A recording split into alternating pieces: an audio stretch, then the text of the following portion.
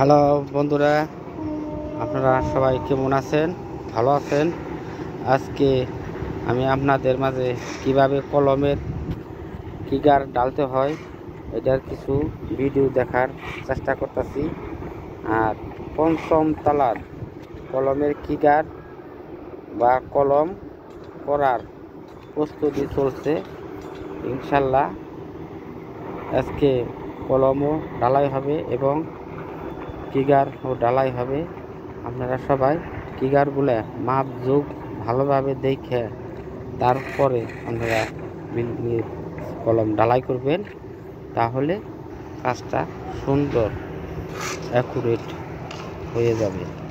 আপনারা সবাই ভালো থাকেন এবং আমার লেগে দোয়া করেন। খোদা হাফেজ। আর আমার পেজটা সবাই ফলো করে দিন।